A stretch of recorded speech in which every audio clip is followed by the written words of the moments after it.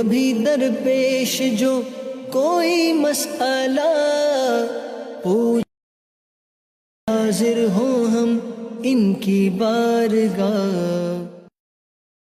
الحمد للہ رب العالمین والصلاة والسلام علی خاتم النبیین اما بعد فاعوذ باللہ من الشیطان الرجیم بسم اللہ الرحمن الرحیم والصلاة والسلام علیک یا رسول اللہ وعلی آلک واصحابک یا حبیب اللہ والصلاة والسلام علیک یا نبی اللہ وعلی آلک واصحابک یا نور اللہ۔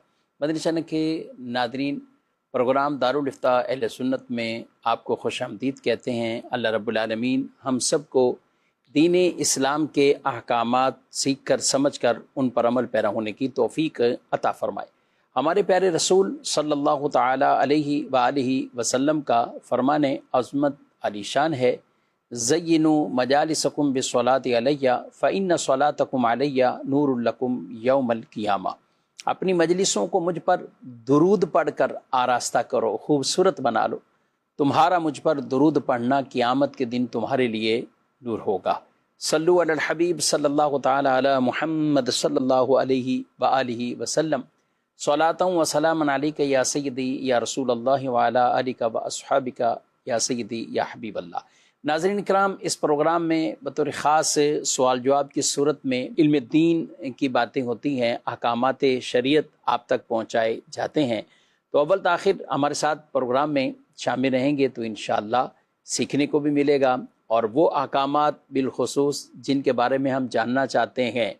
بعضوں کا ذہنوں میں سوالات ہوتے ہیں لیکن کہیں پوچھے نہیں ہیں، کہیں سے معلومات نہیں حاصل کی۔ آپ یہ پروگرام اول تاخیر دیکھیں گے تو انشاءاللہ آپ کو ایسے سوالات کا بھی علم بھی ملے گا۔ ہمارے ساتھ آج کے پروگرام میں تشریف فرما ہیں مفتی محمد کفیل رضا اتاری صاحب، ان کو بھی خوش آمدید کہتے ہیں۔ جزاک اللہ خیر۔ کیسے مزاج گرامی؟ الحمدللہ علی کل حال۔ ماشاءاللہ۔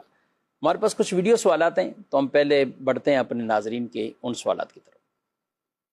میرا مفتی صاحب سے یہ سوال ہے، کچھ لوگ رات کو پھول توڑتے ہیں اور یہ کہتے ہیں کہ اس سے شیطان اور جنات وغیرہ کے سائے آ جاتے ہیں، تو اس کے بارے میں کیا حکم ہے؟ پلیز ارشاد فرما دیجیے۔ جی، پھول توڑتے ہیں اور کہتے ہیں کہ اس سے سایہ آ جاتا ہے، یا کوئی اور اس طرح کے توہمات اس کو کہیں، یا ویسے وساوس خیالات لوگوں کے ذہنوں میں آتے ہیں۔ بسم اللہ الرحمن الرحیم۔ بلا وجہ تو خیر پھول نہیں توڑنے چاہیے، لیکن اگر وہ آپ دن میں توڑتے ہیں یا رات میں توڑتے ہیں تو ایسا نہیں ہے کہ اس کی وجہ سے جو ہے وہ جنات آپ پر حاوی ہو جاتے ہیں یا جنات کے اثرات جو ہے وہ آ جاتے ہیں۔ تو یہ اس طرح کی باتیں جو ہے وہ ہونا ضروری جو ہے وہ نہیں ہے۔ ہاں، ممکن ہے کہ جنات بسا اوقات جو ہے وہ درختوں پر جو ہے وہ ہوتے ہیں، تو اگر کوئی ان کو تکلیف پہنچاتا ہے تو ممکن ہے کہ وہ جو ہے وہ اس کو جو ہے وہ پھر تکلیف آگے سے پہنچائیں، لیکن یہ کہ نہیں جناب پھول توڑنے والے کے اوپر ہی جنات جو ہے وہ آئیں گے، یہ کوئی ضروری نہیں ہے، اور ایسی کوئی چیز جو ہے وہ لازم و ملزوم نہیں۔ ٹھیک ہے۔ اچھا، کہیں جاتے ہیں تو ویسے بھی لوگ پھول توڑتے ہی رہتے ہیں، کسی کے گھر جائیں یا کہیں پارک میں جائیں یا کوئی اور ایسی جگہیں جہاں خود ہی ایک خوبصورتی کے لیے پھول لگائے جاتے ہیں، تو بچوں میں بھی ہے، بعض بڑوں میں بھی عادت ہے، کیا کہتے ہیں آپ؟ دیکھیں، ایک ہے کہ عوامی سطح کے اوپر کوئی ایسی چیز ہے جو کہ پبلک کی ہے، تو وہاں سے اگر کسی نے توڑ لیا، جبکہ وہاں پہ لگانے والوں نے جو ہے وہ ویسے ہی، بعض پھول ہوتے ہیں کہ بعض درختوں کے اندر جو ہے وہ اگ رہے ہوتے ہیں، تو اس کو کوئی توڑ بھی لے تو اس میں کوئی حرج جو ہے وہ نہیں ہوتا، لیکن بعض ہوتے ہیں جیسے پودے ہوتے ہیں کہ باقاعدہ سجا کر جو ہے وہ رکھے جاتے ہیں، یا ان کا باقاعدہ پھولوں کا اہتمام جو ہے وہ کیا جاتا ہے، تو وہاں پہ مقصود یہی ہے کہ ان پھولوں کی نمائش یا ان پھولوں کی خوبصورتی کے ذریعے سے ماحول کو جو ہے وہ خوبصورت بنایا جائے، تو وہاں پہ بالکل جو ہے وہ یوں نہیں توڑنے چاہیے، اور کسی کی ملکیت والے جو درخت ہیں یا پودے ہیں تو وہاں سے تو اس کی اجازت کے بغیر ویسے ہی توڑنا جائز نہیں ہے، تو آپ کو اجازت ہی لینا ہوگا۔ اچھا، پھر کئی دفعہ ایسا ہوتا ہے کہ بعض جگہوں پر ان کا تعلق وقف کی چیزوں سے ہوتا ہے، مسجد کے اندر پھول لگے ہوئے ہیں، قبرستان کے اندر جو ہے وہ لگے ہوئے ہیں، تو وہاں بدرجہ اولیٰ جو ہے وہ ان کو توڑنا جائز نہیں ہوگا۔ ان دنوں میں بات کریں تو ملک بھر میں اور کئی جگہوں پہ بطور خاص ایک مہم شجر کاری کے نام سے، اور اس موسم میں تو اور پودے لگائے جاتے ہیں، اور یہ لگانے بھی چاہیے۔ بالخصوص بات کریں کہ ہمارے ملک کے اندر بھی اور مدنی چینل کے نشریات بھی آپ ان موضوعات پہ مختلف سوشل میڈیا پر کلپس بھی آپ دیکھتے ہیں کہ ان کے ذریعے سے کتنے اثرات شجر کاری کے ذریعے سے، درخت لگانے کے ذریعے سے جو لوگوں کو فوائد حاصل ہوتے ہیں، وہ چاہے صحت کے اعتبار سے ہو یا دیگر اور بھی کتنی ضروریات زندگی ہیں جو درختوں سے ہی اٹیچ ہوتی ہے۔ لکڑیوں کا حصول، ہمارے گھروں میں دروازے، کھڑکیاں، تو یہ سب کچھ کیا ہے؟ تو یہ درختوں سے ہی آگے جا کر یہ چیزیں حاصل کی جاتی ہیں۔ تو ایک یہ بھی مہم ہوتی ہے، تو اس میں آپ کیا کہتے ہیں؟ شجر کاری جو ہے وہ دینی اور دنیاوی دونوں اعتبار سے جو ہے وہ فائدہ مند ہے، اور خاص طور پر اگر ہم دینی اعتبار سے دیکھیں تو حدیث میں فرمایا کہ جس نے درخت لگایا تو وہ اس کے لیے صدقہ ہے، اس میں سے جو انسان یا جانور یا پرندہ کچھ بھی کھاتا ہے تو وہ اس لگانے والے کے لیے صدقہ جو ہے وہ ہوتا ہے۔ تو اس اعتبار سے بھی اچھا۔ پھر درخت آپ نے چھاؤں کے لیے لگایا کہ یہ جناب چھوٹا پودا لگایا کہ بڑا ہوگا، درخت بنے گا تو اس کی چھاؤں میں لوگ آرام جو ہے وہ کریں گے، تو بالکل یہ بھی جو ہے وہ ایک صدقہ جاریہ والی صورت ہے، کیونکہ عام طور پہ درخت وغیرہ ایک طویل عرصے تک جو ہے وہ قائم جو ہے وہ رہتے ہیں، اور فی زمانہ جتنی جو ہے وہ فضا کے اندر آلودگی ہے اس اعتبار سے بھی جو ہے وہ درختوں کا لگانا مفید ہے۔ تو بالکل اچھی نیتوں کے ساتھ جو ہے وہ درخت لگانے بھی چاہیے، اور جو لگے ہوئے درخت ہیں ان کی حفاظت بھی کرنی چاہیے۔ ٹھیک جی، مزید سوال؟ اس حساب سے میرا یہ سوال ہے کہ اسلامی شریعت کی روح سے قرض حسنہ کیا ہے اور اس کے کیا احکامات ہیں؟ برائے مہربانی جواب ارشاد فرما دیجیے۔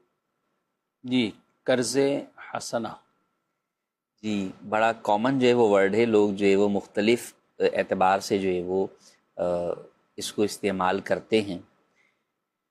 قرض کے معنی تو یہی ہے کہ آپ جب قرض دیتے ہیں تو سامنے والا آپ کو وہ رقم جو ہے وہ واپس کرتا ہے۔ اب قرض حسنہ اس اعتبار سے ہے کہ آپ کسی کو قرض دیں اور اس پر سود وغیرہ کسی بھی قسم کی کوئی اضافی چیز کی شرط نہ لگائیں، تو یہ بھی قرض حسنہ ہے کہ آپ نے ایک مسلمان کی مدد کے لیے اسے قرض فراہم کیا، اور اس کے اوپر کسی بھی قسم کا اضافی آپ مطالبہ نہیں کر رہے، بلکہ یہی کہہ رہے ہیں کہ ٹھیک ہے، آپ جو ہے جب آپ کی حاجت پوری ہو جائے تو آپ مجھے یہ رقم واپس کر دیجیے گا، تو یہ بھی قرض حسنہ ہے۔ ہمارے ہاں عرف میں لوگ اس کو اس سے بھی تعبیر کرتے ہیں کہ یار دے دیا ہے، جب صورت بن جائے تو آپ دے دیجیے گا، نہ بنے تو کوئی مسئلہ نہیں ہے۔ تو اس کو بھی لوگ قرض حسنہ سے جو ہے وہ تعبیر جو ہے وہ کرتے ہیں۔ صدقہ دینا، اللہ پاک کی بارگاہ میں، اللہ کی راہ میں جو ہے وہ خرچ کرنا، اس کو بھی قرض حسنہ جو ہے وہ کہا گیا قرآن کریم میں۔ من ذا الذی یقرض اللہ قرضا حسنا، کون ہے وہ جو اللہ کو جو ہے وہ قرض حسن دے؟ تو لہٰذا یہ مختلف معنی میں استعمال ہوتا ہے، لیکن بہرحال اگر کسی کو آپ نے نارمل بھی قرضہ دیا ہے اور آپ واپسی کی بات بھی کر رہے ہیں کہ مجھے واپس دیجیے گا، اور اس میں کسی قسم کا اضافی آپ اوپر نہیں لے رہے نفع، تو یہ بھی قرض حسنہ ہی ہے، اور اس میں دینے والے کے لیے ثواب ہے۔ ٹھیک، اور جہاں پر آپ نے یہ کہہ دیا کہ بھئی آپ جو ہے وہ مجھے اپنی سہولت کے حساب سے جو ہے وہ دے دیجئے گا، تو اس کے اندر بھی یہ بھی ایک اچھی جو ہے وہ آپ سامنے والے کو جو ہے وہ مہلت اور سہولت دے رہے ہیں۔ لیکن اس میں کئی دفعہ ایسا ہوتا ہے کہ آپس میں جو ہے وہ اختلاف جو ہے وہ ہو جاتا ہے، وہ یہ کہتا ہے کہ یار میں نے تو یہ سمجھا تھا کہ آپ مہینہ نہیں 2 مہینے میں دے دیں گے یا 4 مہینے میں دے دیں گے، اور وہ یہ سمجھتا ہے کہ نہیں میں سالوں تک ہی نہ دوں تو جناب جو ہے وہ کوئی مسئلہ جو ہے وہ نہیں ہے، یا میرے پاس ہوں گے تو دوں گا، نہیں ہوں گے تو نہیں دوں گا۔ اچھا، پھر نہ ہونے میں وہ یہ سمجھ رہا ہوتا ہے کہ بھئی میرے پاس نہیں ہے، وہ اپنے بقیہ ضروری کام جو ہے وہ سر انجام دے رہا ہے، اور اس کے پاس قرض دینے کے لیے وہ سمجھتا ہے کہ نہیں ہے میرے پاس، جبکہ جس نے دیا ہوا ہوتا ہے وہ پریشان ہو رہا ہوتا ہے، یا اس کے دل میں جو ہے وہ بات آ رہی ہوتی ہے کہ یار یہ دیکھو سارے کام اس کے ہو رہے ہیں، جی لیکن میرا قرضہ جو ہے وہ نہیں دے رہا۔ تو اس لیے قرض حسنہ جب بھی دیں تو اس کو واضح کلیئر کر دیں۔ اگر تو آپ کسی کی مدد کے طور پر اسے دے رہے ہیں کہ بھئی میں نے آپ کی مدد کی ہے، جی ہاں، اب مجھے یہ واپسی نہیں چاہیے، تو واضح کر دیں تاکہ وہ شخص بھی جو ہے وہ اس معاملے میں جو ہے وہ آرام اور سکون میں آ جائے، اور آپ کو بھی جو ہے وہ کسی قسم کی کوئی امید ہی جو ہے وہ نہ رہے۔ بس اوقات ہوتا ہے دیتے وقت تو آدمی کی امید نہیں ہوتی، یا یہ نہیں ہوتا کہ میں اس سے لوں گا، لیکن بعد میں حالات کو دیکھتے ہوئے پھر انسان اپنی نیتیں تبدیل کر رہا ہوتا ہے، یا وہ جو ہے نا وہ شیطان اس کا دل بدل رہا ہوتا ہے کہ جب آج دیکھ لیا کہ اس کے پاس زیادہ مال آ گیا ہے تو اب یہ سوچ رہے ہوتے ہیں کہ یار یہ تو مجھے مل جانا چاہیے، تو اس لیے اس چیز کو اسی وقت جو ہے وہ کلیئر کر دیں تاکہ بعد میں آپس میں جو ہے وہ جھگڑوں کا سلسلہ نہ ہو. ٹھیک ہے. اچھا، تو آپ نے دونوں اعتبار سے گفتگو کر لی، ان کو دینے والے کے اعتبار سے لینے والے تو اس چیز کا اگر قرض دینے والے نے تھوڑی سی ڈھیل دی اس حوالے سے تو وہ تصور ہی ختم کر دیتے دینے کا. میرے پاس ابھی کوئی ایک سائل آئے اور مسئلہ پوچھا کہ جب گولڈ بہت سستا تھا تو مجھے کسی نے گولڈ دے دیا، کیونکہ ہمارے ہاں مارکیٹ میں انہوں نے کہا کہ گولڈ کا ہی کاروبار تھا، تو میں کسی بہت بڑے نقصان میں آ گیا. اب جب میں نقصان میں آیا تو کسی نے کچھ گولڈ دیا. اچھا، دیا بھی کتنا؟ 20 تولے. اچھا، اب وہ 20 تولے جب دیا گیا تو وہ آج سے کوئی 25 سال پیچھے دیا تھا. تو اس وقت کی مالیت کہہ رہے ہیں کہ وہ لگائیں اس کی، تو وہ تقریباً 1.25 لاکھ کا ہوگا، زیادہ زیادہ 1.5 لاکھ کا ہوگا، بس اتنا ہی تھا. اس کی باتیں بڑی اچھی لگ رہی تھی سننے کو کہ 6,000 7,000 تولے کی باتیں کر رہے ہیں بھائی یہ. تو اب وہ کہہ رہے اس وقت تھا. لیکن ایسے ہی جیسے اب گولڈ سونا بہت بوسٹ کر گیا، تو اب پتہ نہیں اس کے دماغ میں کیا بات آئی، تو اس نے تو مجھ سے یہ تقاضا کرنا شروع کر دیا. حالانکہ میں نے اسی وقت اس کو کہا تھا، اس نے بھی کہا تھا اس کے آپ ٹینشن نہ لیں اور اس کو آپ کل عدم ہے، اس کو ختم سمجھیں. ٹھیک ہے. اور میں نے کہا ٹھیک ہے، اسی طرح کر لیا. لیکن یہ ہوا پھر بعد میں کہ اب وہ تقاضا کر رہے ہیں. اب اللہ علم ان کا کہنا تھا کہ ان کے دل میں لالچ اس لیے آئی کہ زیادہ قیمت ہو چکی اس لیے لالچ آئی ہے، یا کیا ہے؟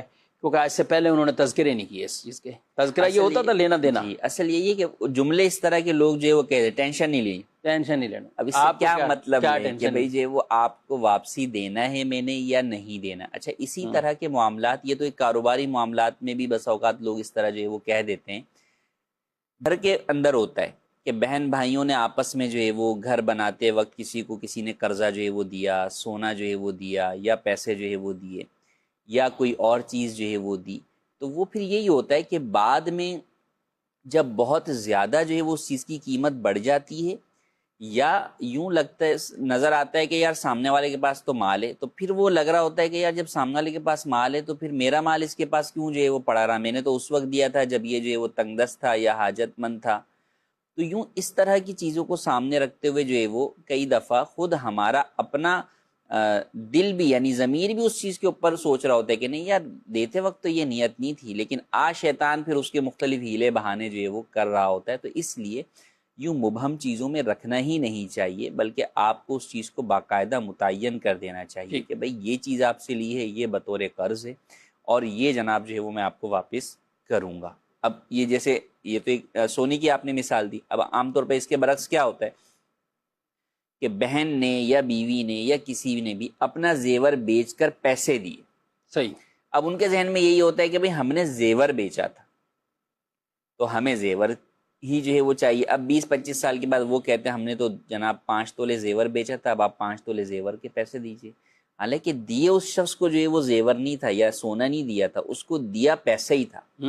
تو اگرچہ آپ نے سونا بیچ کر دیا تھا، لیکن جب سامنے والے کے ہاتھ میں آپ نے جو ہے وہ پکڑایا جو ہے وہ پیسہ ہے، تو وہ پیسہ ہی واپس کرے گا، چاہے وہ 20 سال کے بعد واپس ہو یا جناب 100 سال کے بعد واپس ہو. ٹھیک.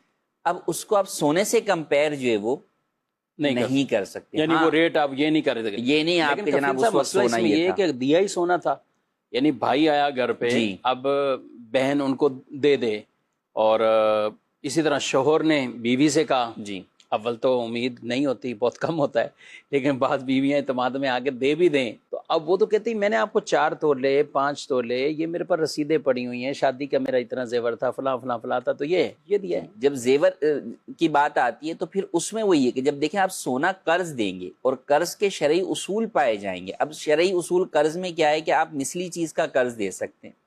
اب مثلی چیز کا مطلب یہ کہ اگر سونا آپ پگھلا کر دیتے ہیں یا سونا بسکٹ کی شیپ کے اندر دیتے ہیں تو ٹھیک ہے، وہ سونا ہی واپس کرے گا اتنے وزن کے اعتبار سے. لیکن اگر آپ نے زیور دیا ہے تو زیور مثلی چیز نہیں ہے، کیونکہ مختلف ڈائیاں چینج ہو جاتی ہیں. جو ڈائی جناب 25 سال پہلے تھی آج اس ڈیزائن کا جو ہے وہ زیور ہی جو ہے وہ نہیں ہوگا. تو اس لیے زیور کی صورت میں دینے کی صورت میں وہ قیمی بنا. جب وہ قیمی بنا تو اب اس صورت میں اس وقت کی قیمت کا ہی اعتبار ہوگا. اور وہ بھی اس وقت کی. اس وقت کی. کتنا اہم مسئلہ ہے. تو اب اس معاملے میں ہوتا یہ ہے کہ لوگ اس چیز کی طرف توجہ جو ہے وہ نہیں دیتے. ابھی جیسے آپ نے کہا تو میرے پاس بھی ابھی 2-4 دن پہلے 2 بھائی جو ہے وہ آئے تو انہوں نے یہی کہا. میرا بھائی جو ہے نا وہ ایک قرضے کے معاملے میں اور جو ہے نا بہت زیادہ وہ ہو گیا تھا تو میں نے اس کو جو ہے وہ پیسے دیے. اچھا اب وہ یہی کہہ رہا ہے کہ بھائی لینے والا یہ سوچ رہا ہے کہ میں پورا میرا کاروبار ڈوب گیا تھا تو میرے کو جو انہوں نے دیے تو میرے تو وہم و گمان میں بھی نہیں تھا کہ یہ بطور قرض دے رہے ہیں. میرے ذہن میں تو یہی تھا کہ انہوں نے میری مدد جو ہے وہ کی ہے، لیکن چلیں یہ پھر بھی کہتے ہیں تو میں جو ہے وہ ان کو وہ پیسے واپس لوٹا دیتا ہوں آج. صحیح. اچھا اب وہ یہ کہہ رہے تھے کہ نہیں جناب اس وقت جو ہے نا وہ میں نے اپنی بیٹی کا جو ہے وہ زیور بنانا تھا ان پیسوں کا اور وہ نہیں بنایا تھا اور میں نے اس کو دیے تھے تو لہٰذا اس حساب سے مجھے جو ہے وہ دیں. تو خیر دونوں کو ہی جو ہے وہ سمجھایا. اب وہ جو شخص تھا جس کے اوپر قرضہ تھا تو ان کا یہ دعویٰ تھا کہ یار یہ عمرے پہ جا رہے ہیں، یہ مختلف کام کاج کر رہے ہیں، میرے پیسے واپس نہیں دے رہے. تو میں نے ان سے یہ پوچھا کہ آپ ان کے پیسے واپس کیوں نہیں دیے آپ نے اتنے عرصے میں یہ سارے کام کرتے رہے. تو وہ یہ کہنے لگا کہ میرے تو وہم و گمان میں بھی نہیں تھا کہ انہوں نے مجھے قرضہ دیا ہوا ہے. مجھے تو یہ تھا کہ انہوں نے اس وقت میری مدد کی تھی. اگر میرے وہم و گمان میں ہوتا یا کسی بھی جگہ یہ بات ہوتی کہ جناب وہ چیز جو ہے وہ مجھ پر قرضہ ہے تو میں سب سے پہلے ان کا قرضہ ادا کرتا. تو یوں لین دین کے معاملات کے اندر بسا اوقات جو ہے وہ ہم آپس کے اندر مروت کے اندر بہت ساری چیزوں کو جو ہے وہ چھپا لیتے ہیں اور پھر بعد میں وہی جھگڑے کا باعث وہی چیز جھگڑے کا باعث بنتی ہے. تو لہٰذا لین دین کے وقت بالکل جو ہے وہ واضح اور کلیئر معاملات جو ہے وہ کریں، چاہے بیوی سے کر رہے ہوں، چاہے والد سے کر رہے ہوں، چاہے بیٹے سے کر رہے ہوں، چاہے بھائی بہن سے کر رہے ہوں. تو ان چیزوں کو نہ صرف واضح کریں بلکہ باقاعدہ اسے جو ہے وہ لکھ لیں. انڈرسٹوڈ سی بات ہے کہ حافظے ہم سب کے قوی نہیں ہیں، 2-4 سال بعد چیزیں بھول جاتے ہیں تو بس اوقات یہ چیزیں نکلتی 20-25 سال کے بعد جا کر. جی ہاں بالکل. تو اس وقت وہ کہہ رہا ہوتا ہے میں نے یہ کہا تھا، وہ کہتے نہیں میں نے تو یہ کہا ہی نہیں تھا. تو لہٰذا اس لیے اس طرح کے لین دین کو واضح بھی کریں اور اس کو آن پیپر لکھ بھی لیں. اور قرض لینے دینے کے معاملے میں شرعی رہنمائی بھی لے لیں کہ ہم یہ چیز دے رہے ہیں تو واپسی میں ملے گی کیا چیز ہمیں. تو وہ امید لگا کے نہ بیٹھیں آپ کہ جو آپ کا بنتا ہی نہیں ہے. تو پھر وہی ہوتا ہے کہ پھر آپ جو ہے وہ افسوس کر رہے ہوتے ہیں کہ یار میں یہ کر لیتا. تو بھائی ٹھیک ہے، آپ نے جو ہے وہ اگر اس وقت پیسہ اس جگہ لگایا ہوتا تو آپ سوچ رہے ہیں آج میرے پاس اس کے مقابلے میں میرا زیور بہت قیمتی ہو جاتا یا سونے کی قیمت بڑھ جاتی. تو وہ اگرچہ نہیں ہوا، لیکن اگر آپ نے قرض دیا ہے تو بہرحال قرض کا جو ثواب ہے وہ آپ کو جو ہے وہ مل رہا ہے. اور اس قرض کا ثواب یہ ہے کہ روزانہ جو ہے وہ آپ کو اتنی مقدار میں صدقہ کرنے کا جو ہے وہ ثواب اللہ پاک کی طرف سے عطا کیا جاتا ہے. ناظرین آپ نے یہ مسائل سنے ہیں اور واقعی یہ پیچیدہ مسائل ہے. بعض اوقات ہو سکتا ہے ہمارے ذہن میں یہ چیز سمجھ میں نہ آ رہی ہو یا کچھ چیزیں ایسی لگ رہی ہوں کہ جب زیور دیا ہے تو پھر زیور ملنا چاہیے. تو یہ بھی احکامات ہیں، کون سی چیز اس کی مثل لازم آتی ہے، کس چیز کی قیمت لازم آتی ہے. تو آپ دارالتحفیظ سنت کا یہ نمبر اپنے پاس رکھیے اور اس نمبر پر بھی یہ رہنمائی حاصل کر سکتے ہیں اور یہ مسئلہ بھی پوچھ سکتے ہیں. کفیل صاحب یہاں ایک بات اور ضمناً عرض کر دوں، یعنی اس طرح کا معاملہ جب ہوتا ہے تو جو قرض لینے والا ہے وہ بھی شروع میں نہیں پوچھتا کہ مجھے دینا اس کی مثل کیا ہے، لیکن جب 15-20 سال گزر گئے یہ سب کچھ ہے، اب اس کو پتہ چلتا ہے کہ اس والے معاملے میں تو یہ مسئلہ ہے اور میرا فائدہ اس میں ہے. اس پہ کیا کہیں گے آپ ان کو؟ یہ دیکھیں بنیادی طور پر شرعی اعتبار سے کسی چیز کا لازم ہونا یہ ایک الگ معاملہ ہے، لیکن بات وہی ہے کہ ہم شریعت مطہرہ پر عمل اس لیے کرنا کہ یار یہ ہمارے حق میں یہ بات جا رہی ہے یا یہ اس چیز کا ہمیں فائدہ ہے، تو یہ در حقیقت نہیں ہونا چاہیے. اگر اس شخص نے آج سے 20-25 سال پہلے آپ کے ساتھ ایک بھلائی اور نیکی کی ہے، صحیح، تو آپ کو بھی تو یہ چاہیے کہ آپ بھی اس کے ساتھ بھلائی اور نیکی کریں.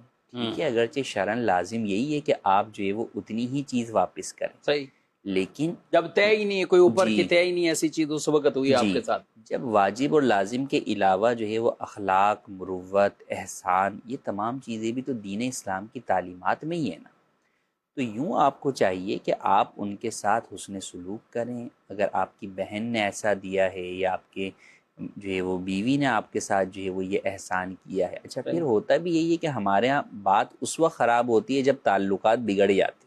صحیح، یا تو لالچ ہوتی ہے یا یہ ہوتا ہے کہ نہیں جناب بیوی اگر اس کے ساتھ رہ رہی ہے، ہنسی خوشی رہ رہے ہیں، تو اور شاید اس سے زیادہ سونا بنا کر اسے دے دے. جی، لیکن اگر کسی جگہ پر جناب جو ہے وہ جھگڑا ہو گیا یا طلاق ہو گئی یا ویسے جو ہے وہ روٹ کر جو ہے وہ بیٹھی ہوئی ہے، مسائل ہوتے ہیں. تو اب پھر جو ہے وہ چیزیں بدل جاتی ہیں، لوگ اپنی نیتیں بدل دیتے ہیں، اپنی باتیں جو ہے وہ بدل جاتے ہیں، کہیں بھی باتوں سے جو ہے وہ مکر جاتے ہیں۔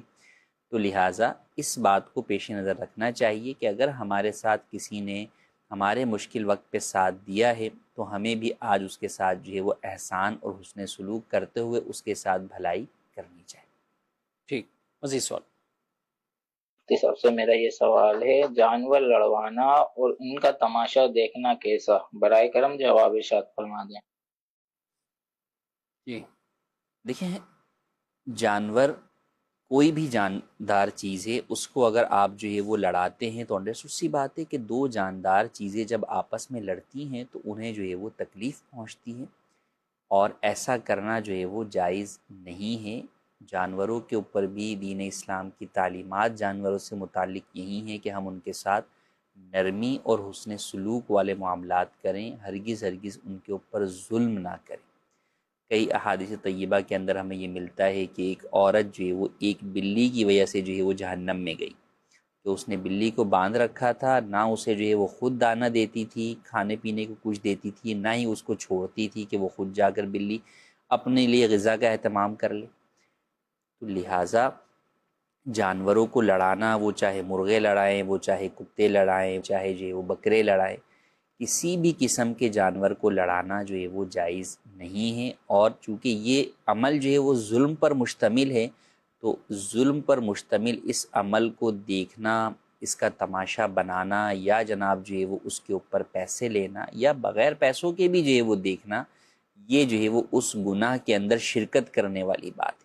اور اللہ پاک نے قرآن مجید میں واضح فرمایا کہ گناہ اور زیادتی کے کاموں پر ایک دوسرے کی مدد نہ کرو۔ تو یہ ظلم اور زیادتی والا معاملہ ہے، گناہ کا معاملہ ہے، تو ہرگز اس میں شریک نہیں ہونا چاہیے، نہ ایسی ویڈیوز دیکھنی چاہیے، نہ اس طرح کے جو مختلف جگہوں پر میلے لگتے ہیں ان میں جو ہے وہ شریک ہونا چاہیے، اور نہ ہی جانوروں کو لڑوانا چاہیے۔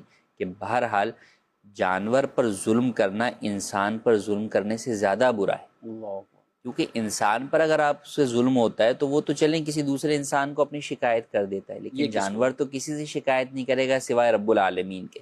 تو آپ یہ سوچیں کہ اس پر ظلم کر کے گویا کہ آپ ڈائریکٹ جو ہے وہ اپنے آپ کو جو ہے وہ کہاں پر پیش کر رہے ہیں، تو رب کے غضب کا جو ہے وہ آپ مستحق جو ہے وہ بننے جا رہے ہیں۔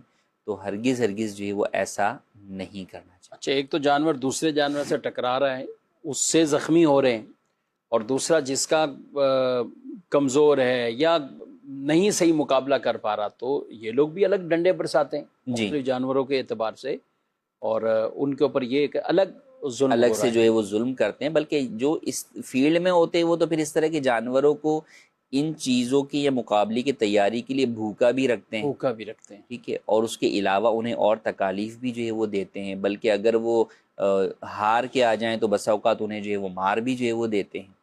تو یہ تمام چیزیں جو ہے وہ ظلم بارائے جو ہے وہ ظلم ہیں، تو ان سے بچنا جو ہے وہ ہر ایک کے اوپر ضروری ہے، اور ہر ایک کو یہ سوچنا چاہیے کہ کل قیامت کو اگر یہی جانور اس کے اوپر مسلط کر دیے گئے تو جو ہے وہ کیا حال ہوگا، کیونکہ قیامت کا دن انصاف کا دن ہے۔ اس دن تو وہ بکری جو کہ سینگ والی ہے، اور وہ ہمارے لڑائے بغیر آپس میں جو ہے وہ خود ہی لڑی، اور اس نے جو ہے وہ سینگ والی نے بغیر سینگ والی کو جو ہے وہ مارا، تو کل قیامت کے دن اللہ کریم جو ہے وہ ان کے درمیان بھی آپس میں جو ہے وہ بدلہ دلوائے گا کہ بغیر سینگ والی جو ہے وہ سینگ والی کو مارے گی، تاکہ انصاف کے تمام تقاضے جو ہے وہ پورے ہوں۔ تو یہ سوچیں کہ جس کو ہم جو ہے وہ لڑوا رہے ہیں تو اس کا ہم پر کتنا جو ہے وہ گناہ ہوگا، اور اس ظلم کے ہمیں جو ہے وہ کیا سزا مل سکتی ہے۔ بلکہ لڑوائے بغیر ہمیں دکھ رہے دو جانور بندھے ہوئے آپس میں جو ہے وہ لڑ رہے ہیں، تو اسے بھی چاہیے کہ ہم جو ہے وہ ان کو چھڑا دیں، دور کر دیں ایک دوسرے سے، تاکہ وہ ایک دوسرے کو تکلیف نہ پہنچے۔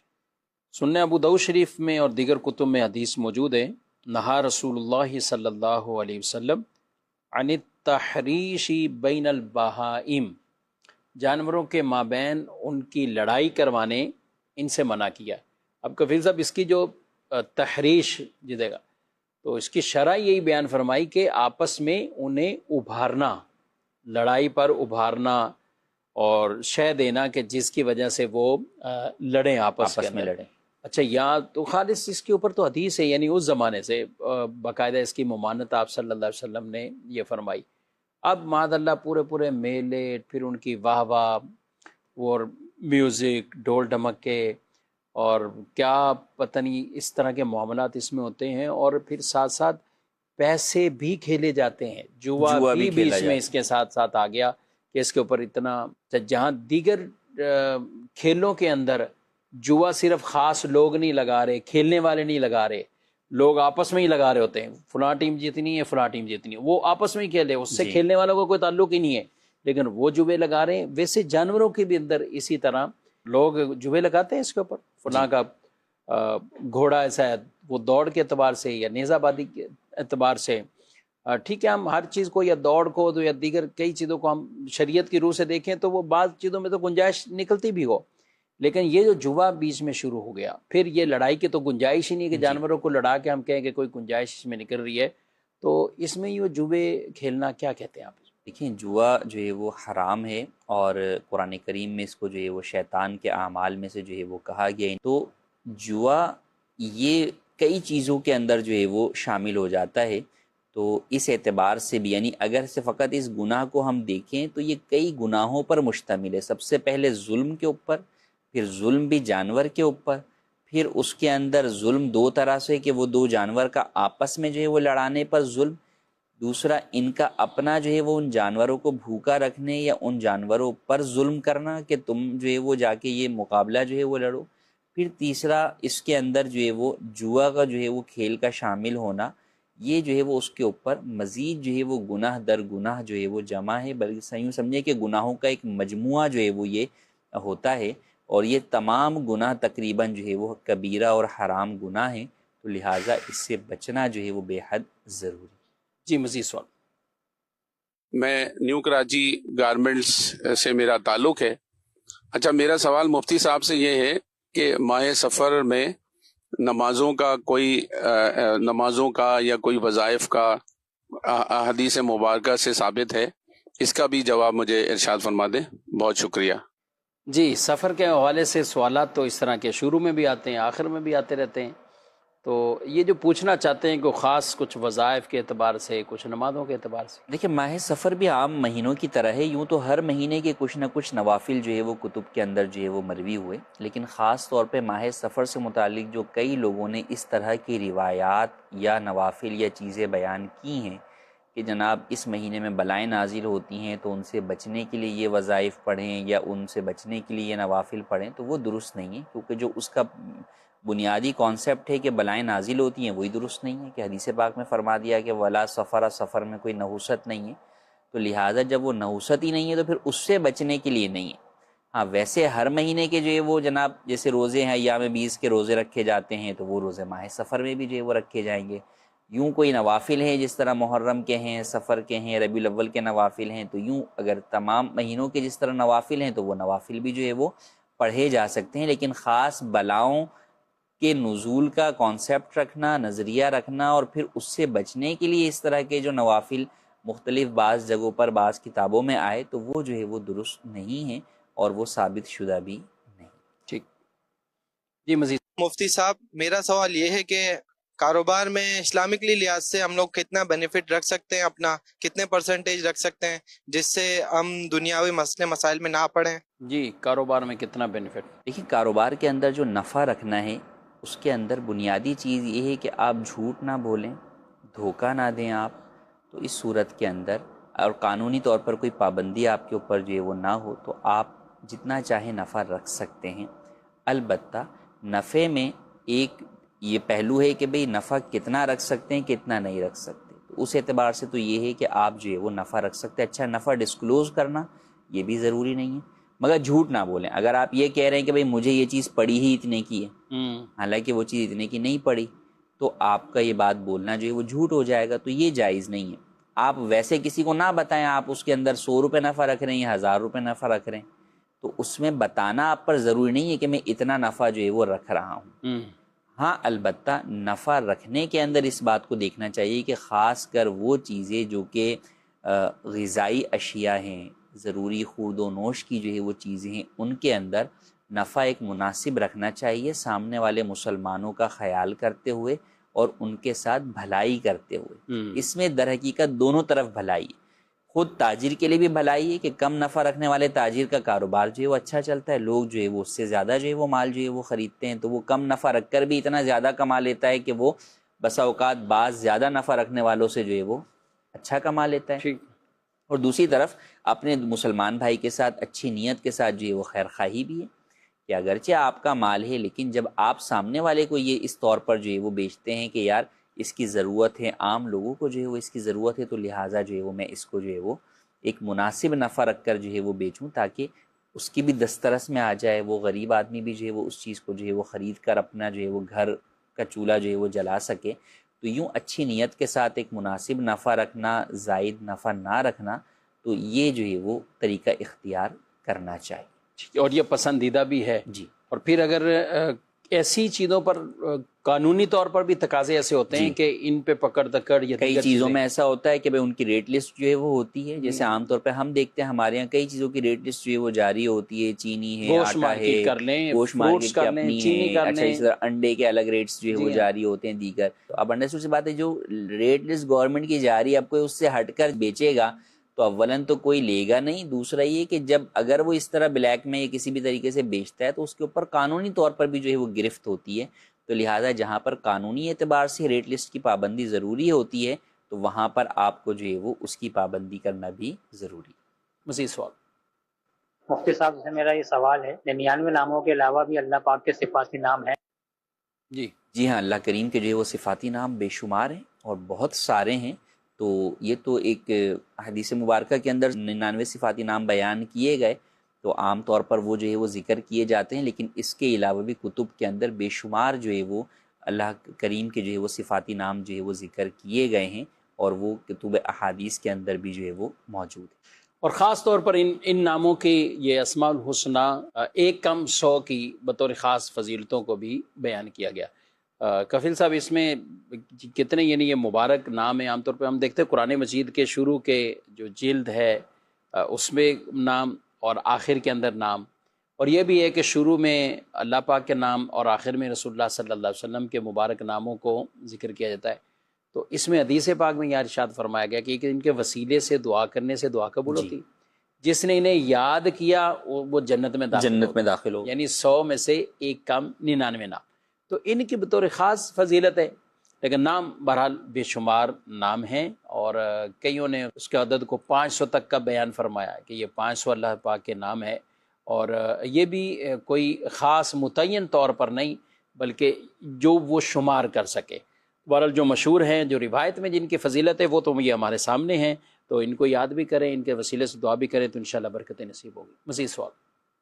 نماز اگر پڑھتے ہوئے کوئی ارکان بھول جائیں، کوئی واجبات بھول جائیں تو اس کے لیے کیا حکم ہے؟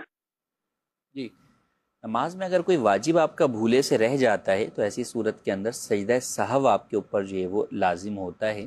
اگر آپ سجدہ سہو کر لیتے ہیں تو ایسی صورت میں نماز دہرانا واجب نہیں ہوتا، اور اگر آپ سجدہ سہو کرنا بھی بھول گئے تو پھر آپ کو وہ نماز جو ہے وہ دہرانی ہوتی ہے، دوبارہ اس نماز کو پڑھنا ہوتا ہے۔ جی مزید سوال۔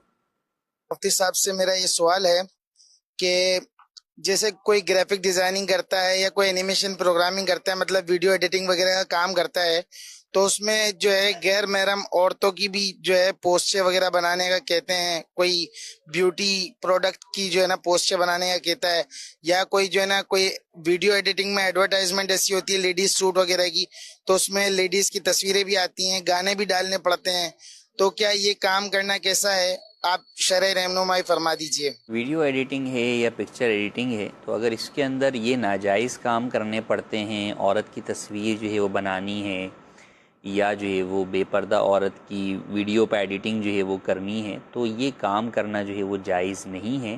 ایڈیٹنگ کے طور پر بھی ان ناجائز کاموں کی اجازت نہیں ہے، تو ہرگز جو ہے وہ یہ کام نہ کیے جائیں۔ جی مزید۔ میرا سوال یہ ہے کہ میں نے ایک فلیٹ لیا ہے جس کے لیے میں نے قرضہ اٹھایا ہے تقریباً 35 سے 40 لاکھ روپے، اور میرا ایک پلاٹ ہے جس پر میں زکوٰۃ نکالتا رہا ہوں۔ میں نے یہ نیت کی ہے کہ وہ جو میں نے قرضہ لیا ہے وہ پلاٹ سیل کر کے قرضہ اتار دوں گا، تو پلاٹ پر میں اب تک زکوٰۃ دیتا رہا ہوں، اب پلاٹ جب تک سیل ہو تو کیا میں اس پر میری زکوٰۃ بنتی ہے، جبکہ میرے اوپر تقریباً 35 سے 40 لاکھ کا قرضہ ہے؟ جی، قرضہ لے کے گھر لیا ہے، یہ قرضہ پلاٹ کے ذریعے اتارنا ہے. پلاٹ پہ یہ کہہ رہے ہیں میں زکوٰۃ دے رہا ہوں، جس سے بظاہر یہ ہے کہ پلاٹ تجارتی پلاٹ ہے. جی، تو اب کیا قرضے کی وجہ سے وہ ختم ہوگا یا کیا ہوگا؟ اگر تو تجارتی پلاٹ ان کا جو ہے وہ ہے کہ انہوں نے بیچنے کی نیت سے خریدا تھا اور ابھی تک بیچنے کی ہی نیت ہے، تو اس کے اوپر زکوٰۃ تو لازم ہے، جیسا کہ یہ پچھلے سالوں دیتے آ رہے ہیں. اب یہ دیکھا جائے گا کہ اب جب زکوٰۃ کا سال پورا ہوگا تو یہ دیکھیں گے کہ ان کے اوپر قرضہ کتنا ہے اور اس پلاٹ کی مالیت کتنی ہے.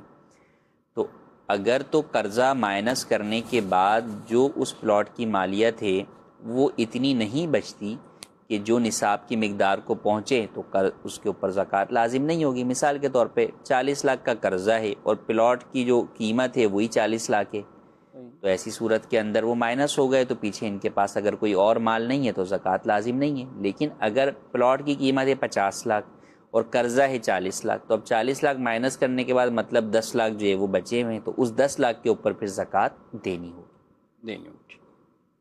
جی مزید میرا آپ سے یہ سوال، کسی بھی ایپ کے انعامات حاصل کرنا درست ہے؟ ایپ کے انعامات، اپلیکیشن کے اوپر جو وہ انعامات بسا اوقات جو ملتے ہیں، اولاً تو اسے دیکھا جائے کہ وہ کس طور پر جو ہے وہ مل رہے ہیں. کئی دفعہ گیمنگ ایپ کے اوپر جو ہے وہ گیم کھیلنے پر ملتے ہیں تو وہ جائز ہی نہیں ہے، کیونکہ گیم کھیلنا جائز نہیں ہے تو اس کے بدلے میں ملنے والا انعام بھی جو ہے وہ آپ کو جائز نہیں. اسی طرح بعض جو ہے وہ ایسی اپلیکیشنز ہیں کہ جس کا استعمال ہی جو ہے وہ جائز نہیں ہوتا، تو ان کے بدلے میں ملنے والا انعام بھی جو ہے وہ جائز نہیں ہے.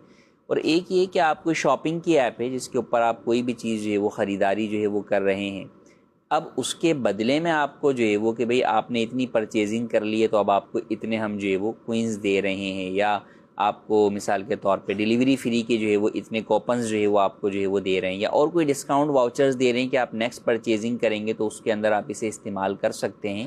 تو یہ آپ جو ہے وہ لے سکتے ہیں، اس میں کوئی حرج نہیں ہے اور انہیں استعمال بھی کر سکتے ہیں. جی ناظرین کرام، آپ نے یہ پروگرام ملاحظہ کیا ہے. دارالتعلیم سنت کا نمبر اپنے پاس رکھیے اور اپنے دینی شرعی مسائل بذریعہ فون آپ پوچھ سکتے ہیں. اسی طرح ہماری کئی بہنیں خواتین وہ بھی شرعی مسائل پوچھنا چاہتی ہیں. خواتین اسلامی بہنوں کے لیے بطور خاص الگ سے ایک واٹس ایپ سروس ہے، اور اس پر اگر وہ اپنے شرعی مسائل لکھ کر بھیج دیں گی تو انشاءاللہ ان کو ان مسائل کا جواب بھی مل جائے گا. اسی طرح ہزاروں فتاوی پڑھنے کے لیے دارالتعلیم سنت کی اس ویب سائٹ کا آپ وزٹ کیجئے، اور انشاءاللہ مختلف موضوعات کے ساتھ بالکل ایک منظم طریقے سے فتاویات وہ ملیں گے، ان کا بھی آپ مطالعہ بھی کریں، علم میں اضافہ بھی ہوگا. اللہ پاک ہم سب کے علم میں برکتیں عطا فرمائے، علم نافع کی دولت ہم سب کو عطا فرمائے. آمین بجاہ نبی الامین صلی اللہ علیہ وسلم. ہادی و رہنما ہمارے علماء، ہو کبھی درپیش جو کوئی مسئلہ، پوچھ لیں حاضر ہوں ہم ان کی بارگاہ.